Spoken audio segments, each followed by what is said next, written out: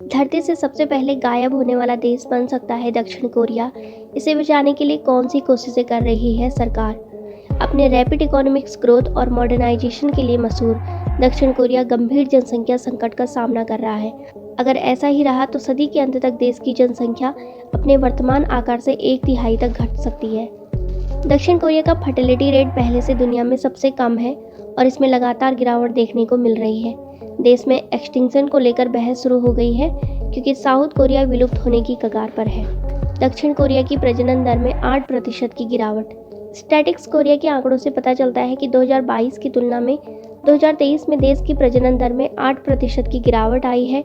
विशेषज्ञों ने चेतावनी दी है कि अगर यही चलता रहा तो दक्षिण कोरिया की 51 मिलियन की आबादी 2100 तक आधी रह जाएगी।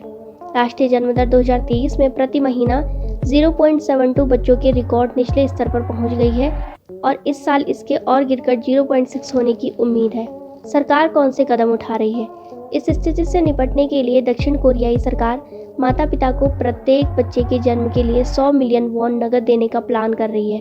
सरकार अपने बजट का आधा हिस्सा इस योजना पर खर्च करने की प्लानिंग कर रही है। सरकार को उम्मीद है कि इस तरह की योजना से देश की घटती जनसंख्या दर में उछाल आ सकता है। सरकार का एंटी करप्शन और सिविल राइट कमीशन योजना को लागू करने से पहले जनता की राय के लिए सर्वे करा रहा है। फिलहाल दक्षिण कोरिया में माता पिता को जन्म से लेकर उनके बच्चे के 7 साल होने तक तरह तरह के इंसेंटिव और सपोर्ट प्रोग्राम में 35 मिलियन वॉन से 50 मिलियन वॉन तक दिए जाते हैं। इसके अलावा दक्षिण कोरिया में 30 साल की उम्र तक या 3 या अधिक बच्चा करने वाले पुरुषों को सैन्य सेवा से छूट, टैक्स में छूट आदि भी दिए जाते हैं। क्यों खत्म होने की कगार पर है दक्षिण कोरिया? दक्षिण कोरिया का जनसांख्यिकी संकट के पीछे कई कारण जिम्मेदार हैं, जिसमें सबसे पहला है कॉस्ट ऑफ लिविंग का लगातार बढ़ना। ऐसे में कपल बच्चे पैदा करने को गिरती क्वालिटी ऑफ लाइफ से जोड़कर देखते हैं।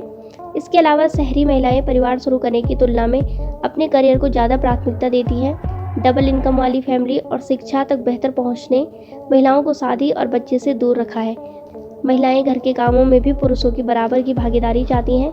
हालांकि दक्षिण कोरिया वही देश है जो जनसंख्या दर को कम करने के लिए 1960 में कई तरह की परिवार नियोजन नीतियों को लागू कर चुका है। उस समय दक्षिण कोरिया की प्रति व्यक्ति आय वैश्विक औसत का केवल 20% थी और प्रजनन दर उच्च थी। इस समय प्रति महिला 6 बच्चों को जन्म देती थी। 1982 तक आर्थिक विकास के साथ दक्षिण कोरिया की प्रजनन दर गिरकर 2.4 हो गई। अगले कुछ दशकों तक प्रजनन दर में तेजी से गिरावट जारी रही। जनसंख्या नियंत्रण के लिए शुरू किया गया प्लान आज दक्षिण कोरिया के अस्तित्व के लिए संकट बन गई है। आंकड़ों की माने तो सदी के अंत तक दक्षिण कोरिया की जनसंख्या 52 मिलियन से घटकर केवल 17 मिलियन हो सकती है। ये एक ऐसी स्थिति है जो अर्थव्यवस्था को अस्थिर कर सकती है और सामाजिक चुनौतियों का कारण बन सकती है।